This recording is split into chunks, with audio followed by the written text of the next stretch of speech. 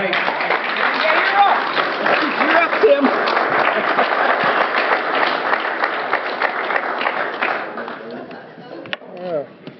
That was a surprise. I thought I was going to relax for a little while. It's good to be here. My name's Tim Tousley. I'm an alcoholic. You know, I did not want to be an alcoholic. My daddy was an alcoholic. He was a member of this fellowship. He got sober in 1946. He passed away in 1980. And he had 10 years of continuous sobriety put together at that time in his life. And what that did early on for me, it gave me an opportunity to see what an alcoholic was all about. To see what alcoholism was all about. And to also see what Alcoholics Anonymous was all about. I came from a family where I had 6 stepfathers. I had 13 stepmothers. I went to over 20 schools. I never got out of the 8th grade. I've been married 3 times and divorced twice. I've had an opportunity in my life to spend time in boys' homes, detention homes, city jails, county jails, workhouses, psych wards, treatment centers, and penitentiaries. I left home when I was 14 years old. I spent 12 years of my adult life either on parole, probation, or locked behind some kind of door somewhere. And do you know not one of those things I just talked about are the reasons I came through the doors of Alcoholics Anonymous? Those were merely the situations my disease of alcoholism created in my life. But on June 23rd, 1982, I woke up at the bottom. It's the bottom they talk about in the big book of Alcoholics Anonymous. It's when you know a loneliness such as few men know. It's when you're at that jumping off place. You're wishing for the end. You can no longer imagine life with or life without alcohol. And that's the bottom. It's not a high bottom. But you know, it's not a low bottom either, see? It's just my bottom. And that's what I'm going to talk about here tonight. And my bottom is the only bottom I ever need to concern myself with in the rooms of Alcoholics Anonymous. I don't ever want to be in a position in my sobriety where I can sit in a room of Alcoholics Anonymous, I can listen to a speaker speak, and I can start thinking things like, you know, maybe I wasn't that bad, huh? Or maybe I was worse. Because as soon as I can sit out there and I can make myself believe I'm different in any way than anybody else in the room of Alcoholics Anonymous, as soon as I can make myself believe I'm unique in any way from anybody else in the room of Alcoholics Anonymous, then I've got reservations. And there was an old-timer in Bree, Ohio, where I got sober, he used to tell me all the time. He said, Tim, if you got reservations, son, you must be going somewhere, huh? And I don't want to go anywhere today. I like it here. I had my first drink at 13. I got sick. I passed out. I blacked out. I woke up in the backyard of a lady's house in Rocky River, Ohio. I had my last drink at 30, and I got sick, and I passed out. I blacked out, and I woke up at home in bed. You know, that's really the only difference.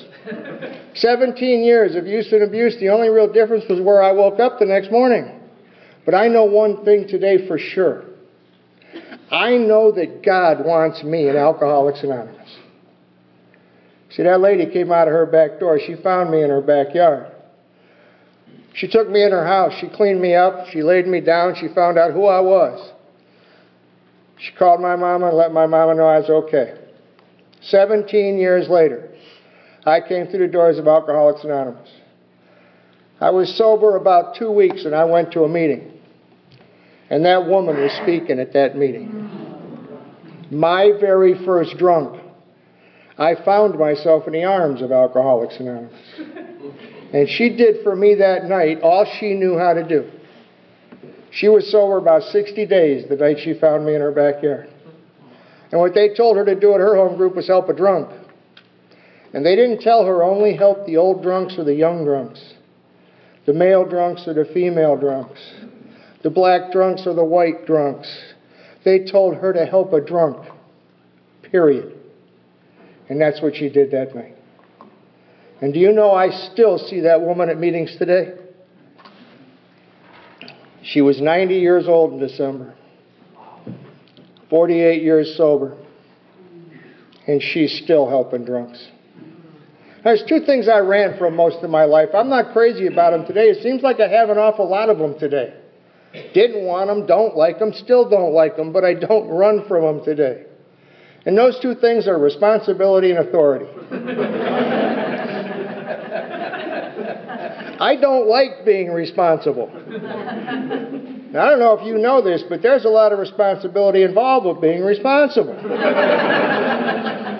And it seemed like in my life at 14 and 15 years old, everybody had an idea what Tim's life was supposed to be.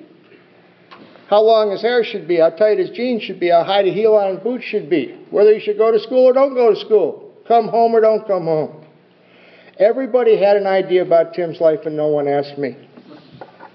I was about 14 years old. I'm at a family gathering one day, and I'm listening to people talk, and I heard somebody say this.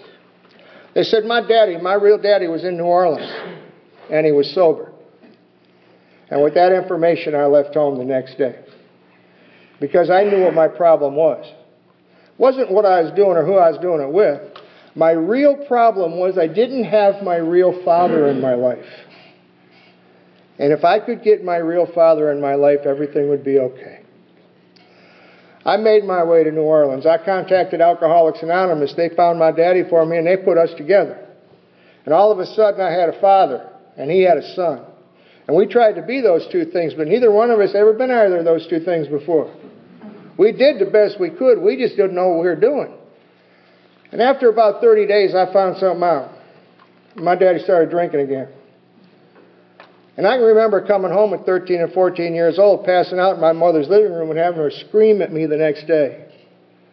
Say, Tim, don't drink. Please, son, don't drink. You'll get what your father has. But I never saw what she was trying to keep me from getting until I watched him drink. I watched him get drunk. I watched him go into the DTs, and I watched the people from Alcoholics Anonymous in New Orleans come into our little house, take him away, and put him in Bridge House in New Orleans.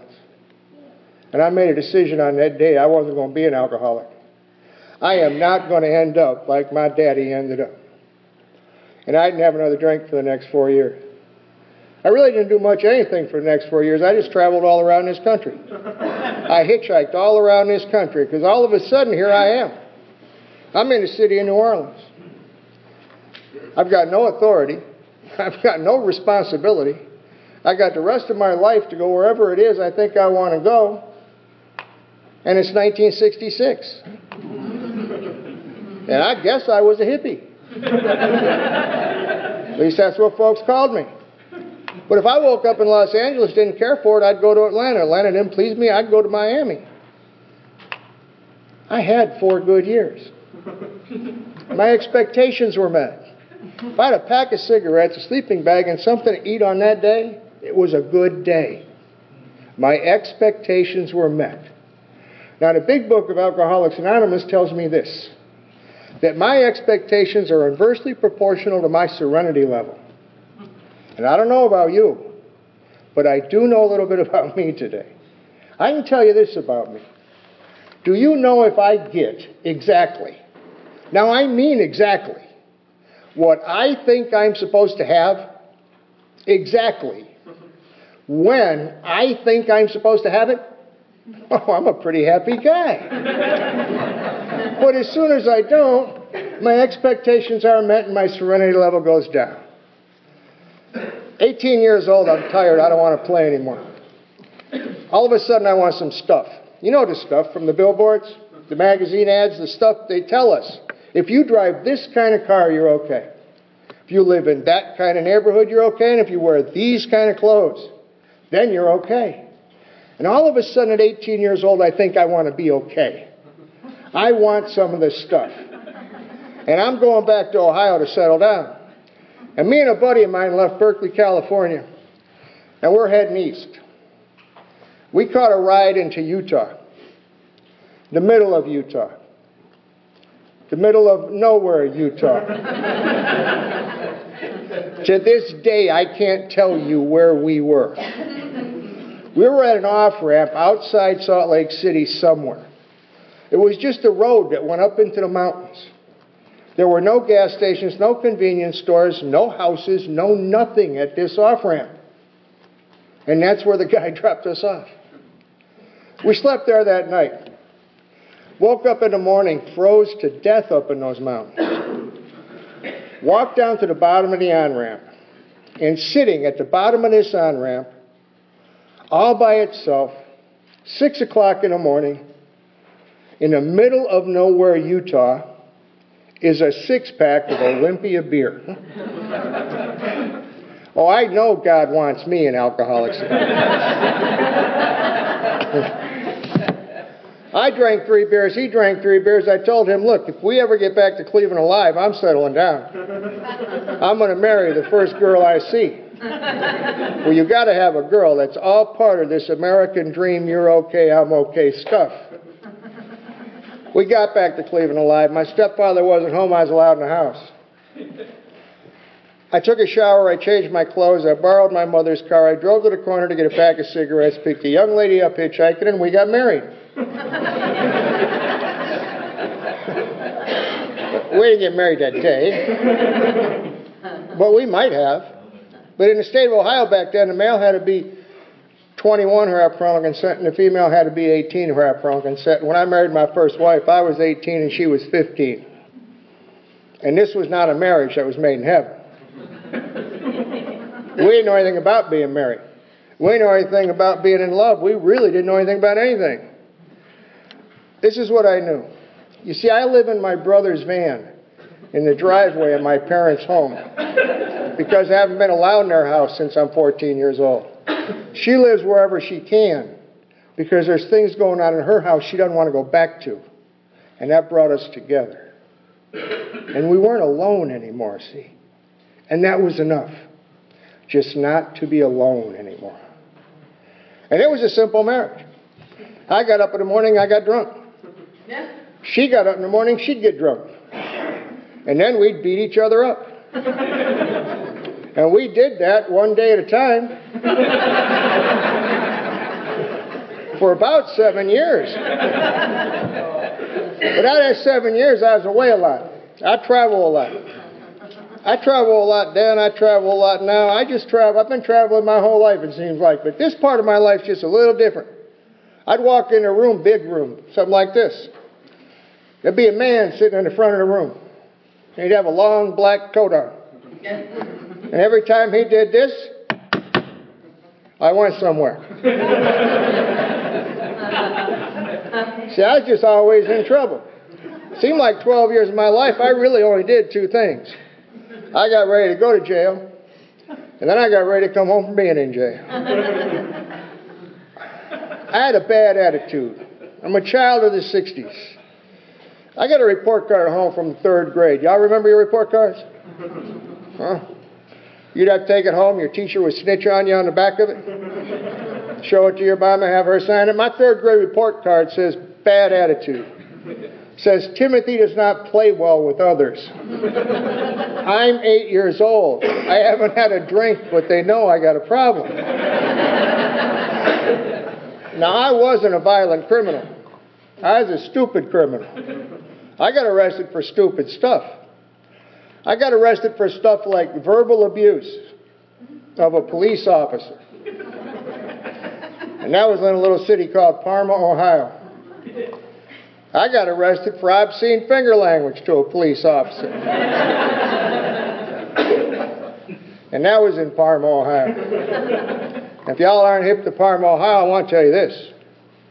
They got no sense of humor, man, in Parma, Ohio. I was at a meeting one night. I was about 2 years sober. I don't know about anybody else. 2 years sober, I was pretty close to the smartest person in Alcoholics Anonymous when I was 2 years sober. Did you ever go to a meeting, you hear somebody say something, you know you've heard that person say that exact same thing 50 times, right? But now, all of a sudden, it makes sense. There was a long-timer talking. His name was Vic, and Vic was my guy. You got one? You got a guy? Vic was the guy. When I got to the room, if I saw him in it, I already felt better. He didn't even have to know I was there. He didn't have to talk to me. I didn't have to talk to him. But if Vic was in the room, I felt better already, and I knew it was going to be okay. And I'd heard Vic talk 50, 60 times anyway. And he stood up here that night and he said this. He said, "I've been arrested 63 times. I wasn't a good criminal." Man, I picked right up on it. I know I've been charged with 63 crimes. I wasn't a good criminal. People that got caught, as often as I got caught for what they were doing, weren't real good at what they were doing. Now, I learned something else in that verbal abuse case of a police officer. So I decided to represent myself in that case. What's so funny? I knew I saw enough Perry Mason, judge for the defense. I can do this. I went to court. I called witnesses, cross-examined witnesses, gave my final arguments to the judge. Y'all know what I found out, right? I'm not a very good attorney either, man. Back to the workhouse. 1975, I stood in front of a judge in an old lakeside courthouse in downtown Cleveland, and he sentenced me to 20 to 40 years in the penitentiary. And I took a big sigh of relief on that day. You know, I felt pretty good on that day. I felt better than I had in a long time on that day. Now, I can hear my wife and my mother in the back of the courtroom. They're crying. They don't think I should go away, and they certainly don't want me to go for that long. But they don't know what I know. I know something on that day, see? I know they can't send me anywhere that's going to hurt me as much as I've already hurt me. And that judge has no idea. There's no way on earth for him to punish me as much as I've already punished myself. And I'm ready to go anywhere where I think I might have a better chance against myself. In 1976, the laws changed in Ohio. My sentence was reduced from a 20 to 40 to a 1 to 10. And 3 years later, they sent me home. When I got home, all my stuff was gone. You know, the stuff I had to have. My wife was gone, my car was gone, my motorcycle was gone, my clothes, my jewelry, everything was gone. All the stuff I had to have to be okay and show you that I had it, because the only way you'd know I was okay if I showed you what I had was gone. And I didn't do anything for the next 30 or 40 days but drink. I crawled into a bottle of alcohol. I got as drunk as I could, passed out as I could, blacked out as I could. As many times that day as I needed to, I crawled into that bottle. Not once in my life have I ever crawled into a bottle of alcohol to hide from you. Never have I crawled into a bottle of alcohol to hide from them. I got as drunk as I could, blacked out as I could, passed out as I could, as many times that day as I needed to. I crawled into that bottle to hide from me. You see, I knew what I was. I was an ex-con, I was an ex-husband, I was an ex-brother, I was an ex-son. I failed at everything I ever tried to do, but if I was drunk enough, I didn't have to look. Finally, a friend of mine came over, almost drugged me out of the house physically. Said, "You're not going to sit in this chair and drink yourself to death. You're out of prison. It's time to start living again." And he took me downtown Cleveland, a little place we call the Flats. This is a long time ago. This is before they ruined the Flats. You know, they yuppied it all up. The Flats used to be a really nice place to go get drunk. That's what you did in the Flats. You got drunk. You didn't go to the Flats to have dinner. You didn't go to the Flats on your boat. You certainly never went to the Flats to drink something that came from something called a microbrewery. You drank Jim Beam bourbon and Pabst Blue Ribbon beer and you got drunk. We walked into a little bar called the Pirates Cove that night. My cousin's band was playing. They're playing a Marshall Tucker song. I'm drinking Pabst Blue Ribbon beer and I'm about half in the bag. And this pretty little girl walked past me. She smiled at me. You know, I smiled right back at her. And that was her. That was my future ex-wife.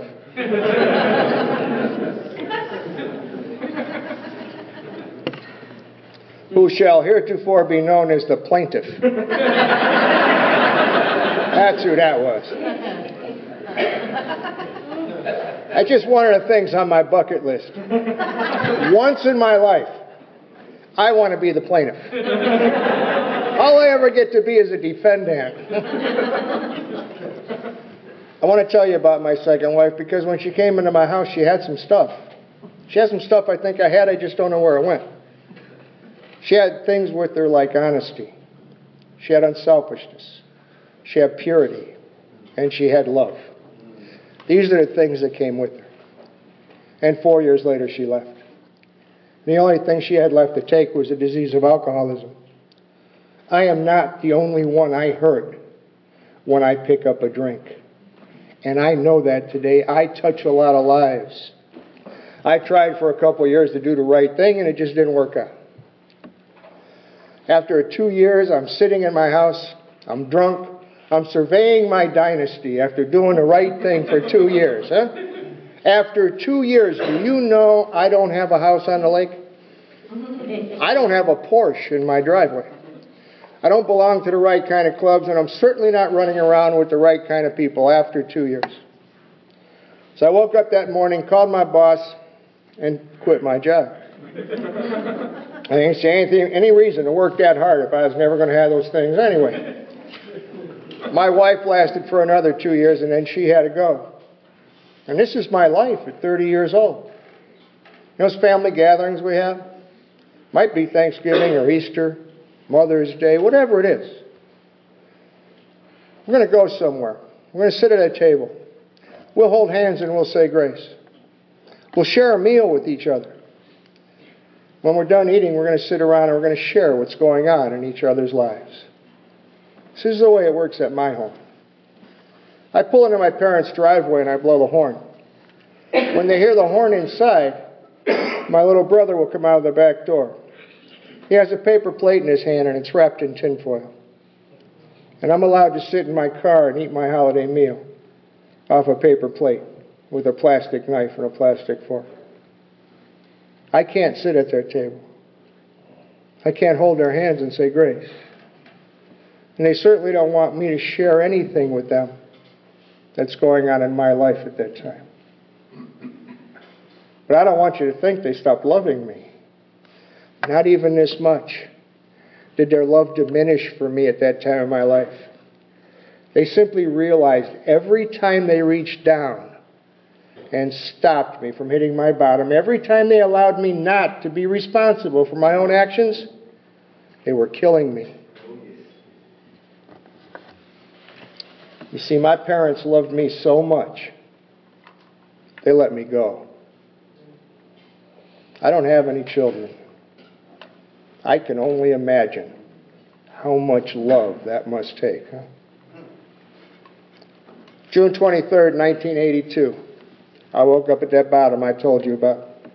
And I didn't know what to do, and I always did the same thing when I didn't know what to do. I made a phone call. It was a simple phone call. I don't know if I made it 100 times or 1,000 times. It's always the same phone call. It was, Mom, help. And my mom came. I couldn't go to her, but she could come to me. She walked into my little house. I'm kneeling on the living room floor. I'm crying uncontrollably. I'm shaking apart. I have hepatitis, and I weigh 112 pounds. And the first words out of my mother's mouth were, I'll kill her for doing this to you. Alcoholism. This is a family disease.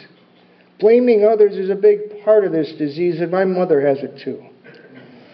I found myself in an emergency room, and I got a doctor playing with my liver. He says, son, you have an alcohol problem. And I said, no, sir, not me. No. And we're arguing back and forth because I told you I didn't want to be an alcoholic. He said, I don't care what you want to be. If you don't quit drinking, you're going to die.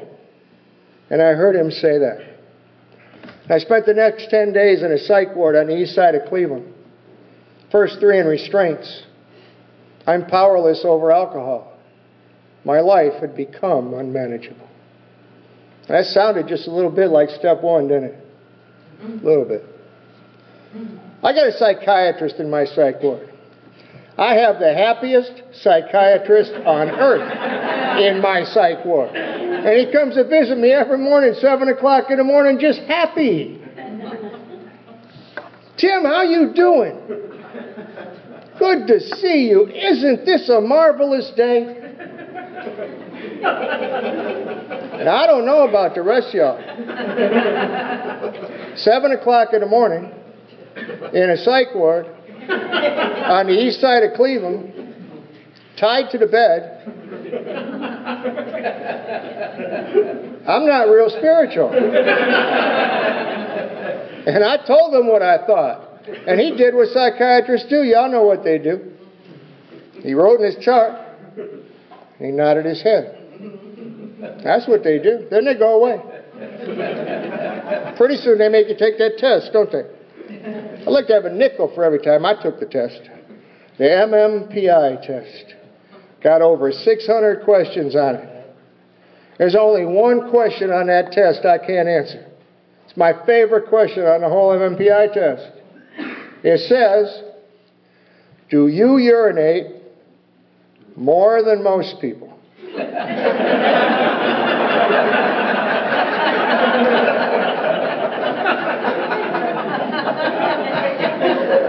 I don't know.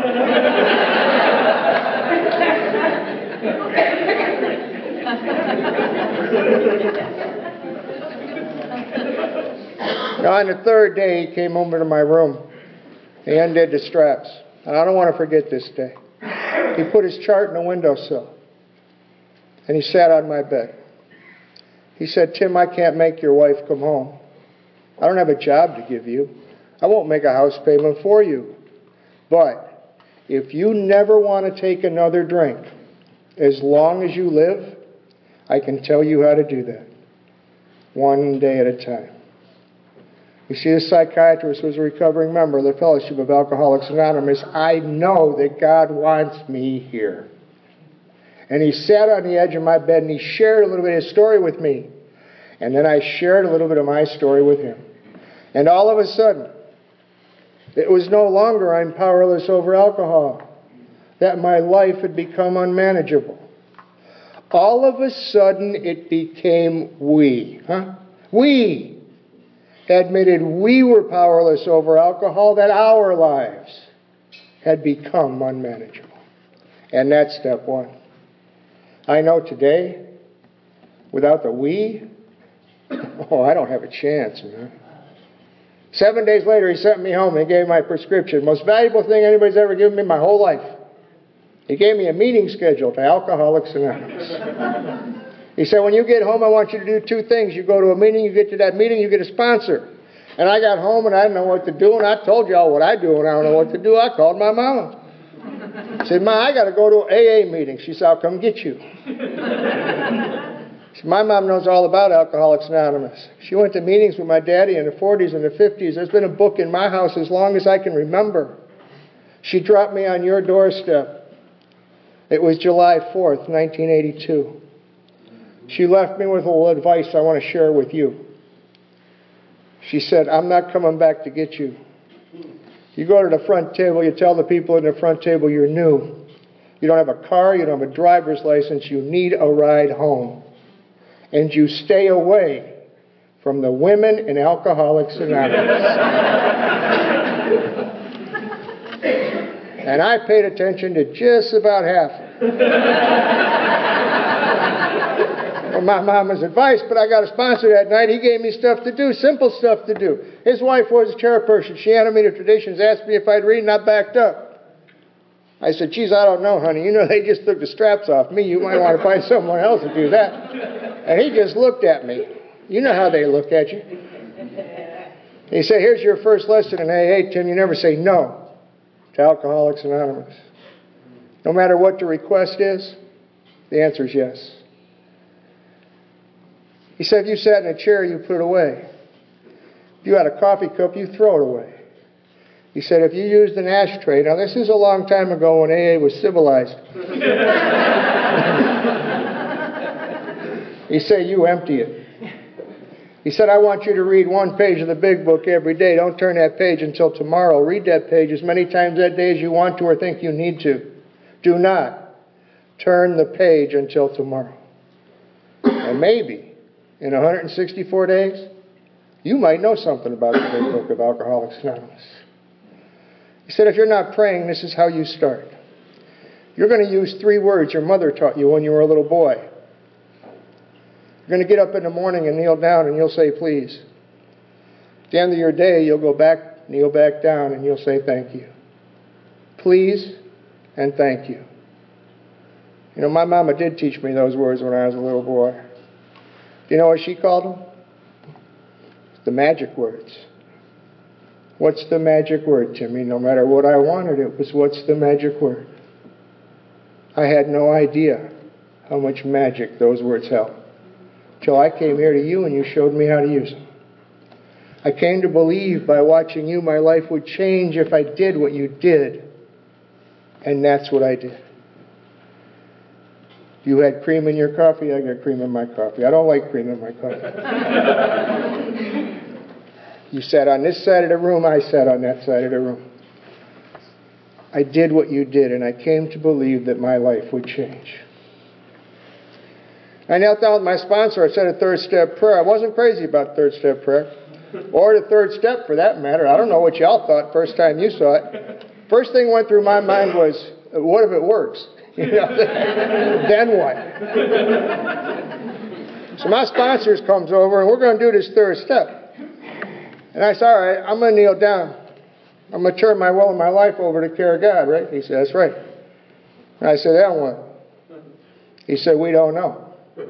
I said, you don't know? No, that's the wrong answer. You got to have something for me. And he did. He gave me one. If you have one, you can understand the 3rd step too. It's simple. I always have one. It's a penny. If you look at the back of the penny, it's going to say 1 cent. There's the Lincoln Memorials on the back. But you know what happens as soon as you turn it over? On the front of the penny, it says, in God we trust. And that's the 3rd step. In God we trust. That step's not about God's will. That step is about my will. Am I willing to trust God with it? I can tell you I am today. And once you can do that, there's another word at the bottom of that penny. And that word's liberty. And that's the freedom you'll have if you trust God one day at a time. I started on that 4th step, but y'all know that's not one you want to rush right into, right? No, really. You got to read all them books.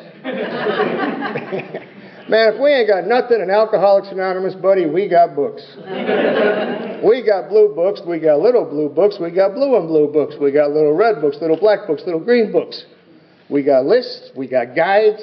Do you know we even got experts in Alcoholics Anonymous today? And if you don't read all them books, talk to every old timer in the world, you're going to mess the 4th step up, aren't you? There's only one way to do the 4th step wrong.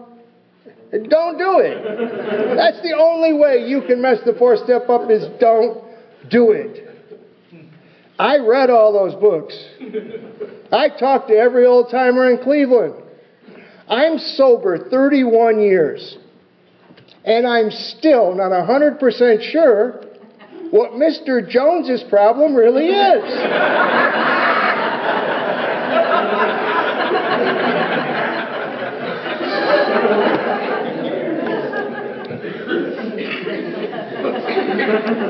I'm sitting at home one night, my phone rang. It's my sponsor. He said, how's that 4th step coming, Tim? I said, it's coming right along. Then he gave me something. You know, I give your newcomer too much of. He gave me information. He said, it will get done in God's time. And you know, that's exactly what I was thinking too about that 4th step getting done. I hung the phone up. 5 minutes later, my phone rang. It's my sponsor. He said, how's that 4th step coming, Tim? But I got something now, right? I got information. I gave it right back to him. I said, it's going to get done in God's time. He said, that's a good thing, Tim, because God's time is tomorrow morning at 9 o'clock. I made an appointment for you to do your 5th. It's just the kind of guy my sponsor was. He's always helping. He'd sit behind you at the meeting. They'd say, we need coffee help next month. He'd raise my hand. Tim will do it. Tim still does it because my sponsor never told me to stop doing anything. He didn't say, Tim, when you're 5 years sober, you don't have to read the book anymore. When you're 10 years sober, you don't have to pray. He didn't tell me when I was 20 years sober I didn't have to pick the phone up when a drunk called. My sponsor never told me to stop doing anything that he told me to start doing. I did a fourth and a fifth step. I became entirely ready for those things to go away.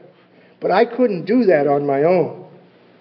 I had to humbly ask a power greater than myself for help. And he sent me to my 8-step list. And I'm looking at my list. My sponsor's on the way to the house because we're going to go over this 8 and 9 deal. We're going to get this out of the way. And I'm looking at this guy over here, you know. Now that guy, I did that to him. I don't dispute it. Guilty. I did it. But you know, he did this to me. I scratched him off the list. That's a push. No, we're even. And I'm steady scratching people off the list, waiting for my sponsor to get there. He gets there, there's no one on my list but my mama. And I'm really trying to find a reason to get her up off the list. He said, Tim, you don't understand this step, do you? I said, I think I do. He said, no, this step isn't about them.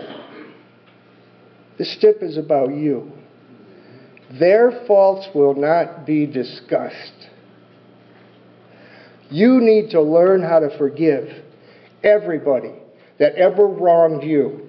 And until you can do that, you will have no right to ask anybody else for any kind of forgiveness. And once I learned to forgive, then I went out and I made direct amends to the people I've wronged.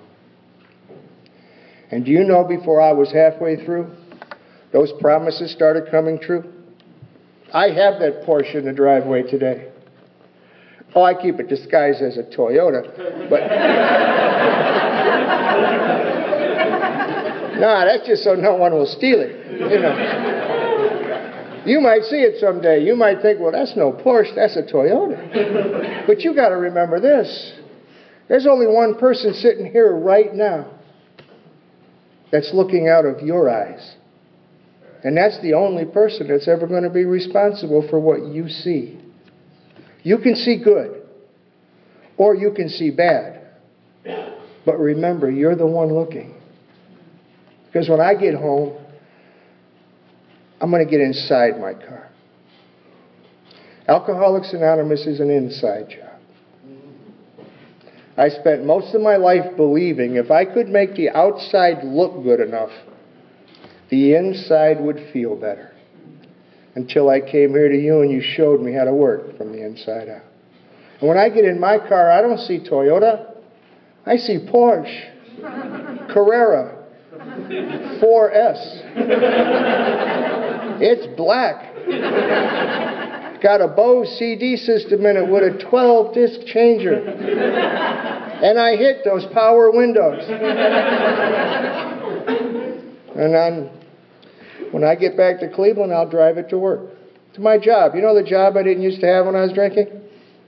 That's where I'll see my friends. Those would be the friends I didn't used to have when I was drinking. I don't know who has your message. Do you? Are you waiting for somebody with 60 or 70 years of sobriety? Because just maybe, today, the person God sends you with your message isn't even going to get sober for 60 or 70 more minutes. I know this today. I know if there's somebody talking and I can hear them, God wants me to listen. I got a message on the first step about 20 years ago. I was invited to speak in Indiana. My wife couldn't go with me that weekend, so I took a new guy with me. I didn't want to take my car, so I took my wife's car, because I didn't think my car would make it to Indiana. And my wife was driving a Honda Civic back then. And you know, in a Honda Civic, what do you get in a Honda Civic? 300-400 miles to a gallon in a Honda Civic, right? No, seriously, you drive a Honda Civic pretty much from now on. Never had to put gas in it. Me and my new guy, we headed for Valparaiso, Indiana. Went underneath the sign said my exit was 5 exits away. And I looked down, and the gas gauge said empty. And I thought, yeah, empty, like in a real car, empty, you know, but in a Honda Civic, empty, you've got to have 100 miles left, right? No.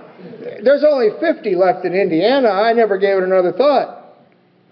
So until we went underneath the sign and said my exit was 2 miles. And as soon as I went underneath that sign, I ran out of gas. If you got a Honda Civic and it says empty, they're dead serious about that. That's exactly what they mean. Now, I coasted for another mile, and I pulled over to the side of the road. And there I was, on the side of the road, in the middle of Indiana, out of gas. Got a new guy sitting next to me. You know, I don't even want to turn and look at him.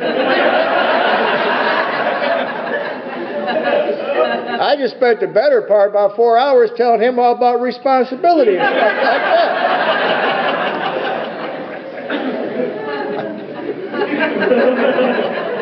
that. But I had to do something. I couldn't sit in Indiana the rest of my life. So I turned and I looked at him.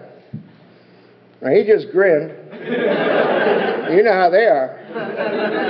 They'll stay sober a long time waiting for you to do something wrong just so they can point it out. And he looked at me and he said, "We're powerless, ain't we?"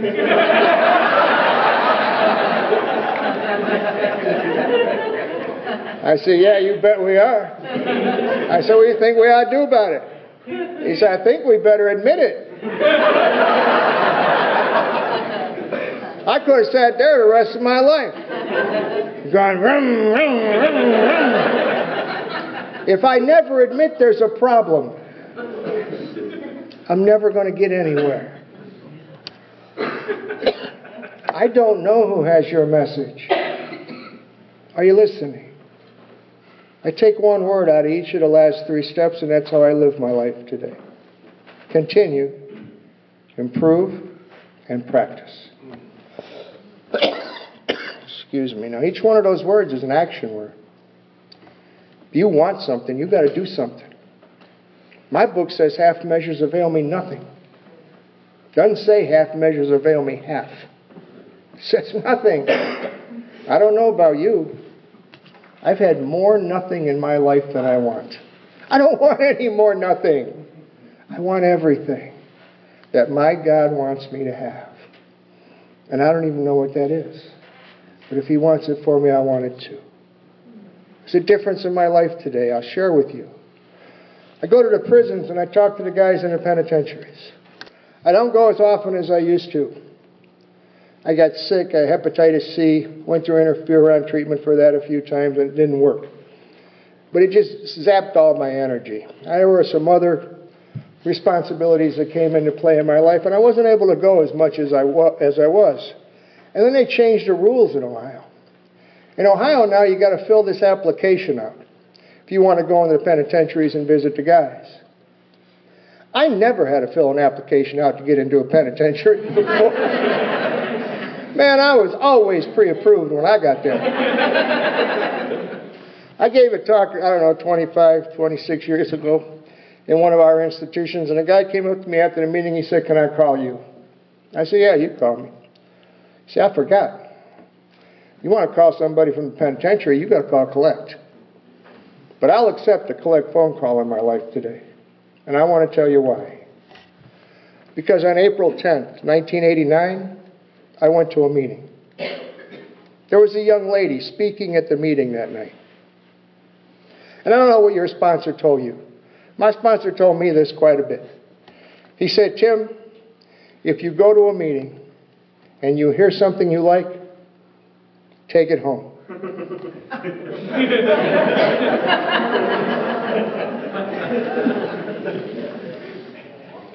On October 16th, 1993, we got married. I married a young lady in the Fellowship of Alcoholics Anonymous. Her name's Mary. I married a very intelligent woman in the Fellowship of Alcoholics Anonymous, a very educated woman. Now, a lot of her friends didn't think she's so smart. when she said she'd marry me. My wife is very intelligent and very educated. She has more letters after her name than I have in my name. She just loves school. She's got a BA. She's got an MA. She has an MACT. She was ABD. Then she got a PhD. And then she got my personal favorite. And that would be a JOB.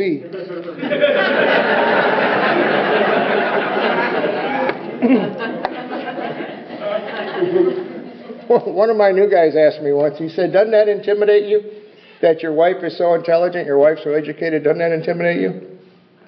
And I had to stop and think about it for a minute, because I never had before. I said, no. No, it doesn't intimidate me, not even a little bit. I am proud as hell of my wife's accomplishments. Because you see, 26 years ago, she came through that door. And she didn't have any letters after her name.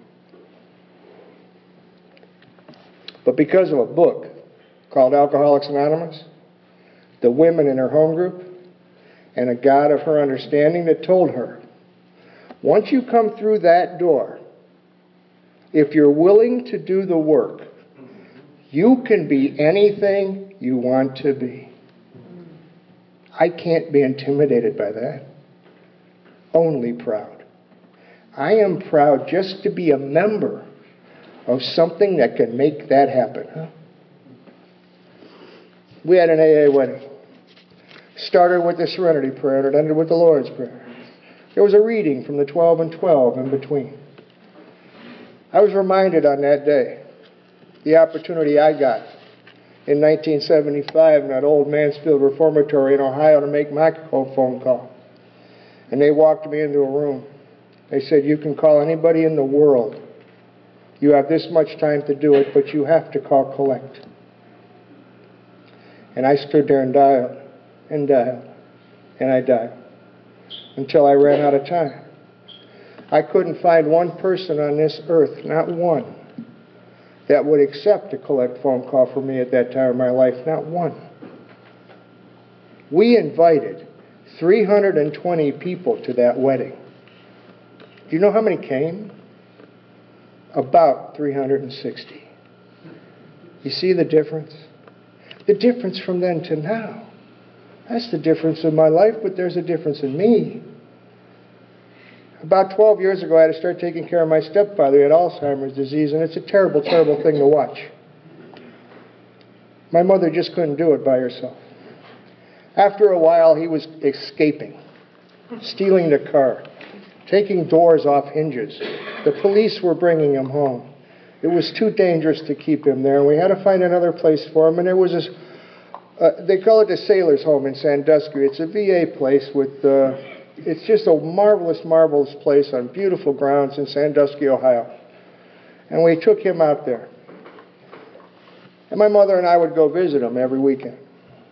And after about 8 months, he passed away. And that left my mother and me, my 82-year-old mother at home.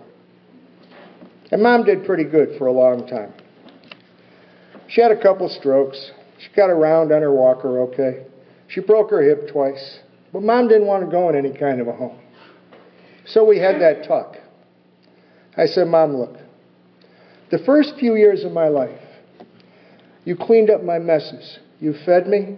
You changed my diapers. If I have to do that for you, the last few years of your life, I would be more than happy to do that. And she looked at me and she said, as only a mother could say, she said, the first few years of your life.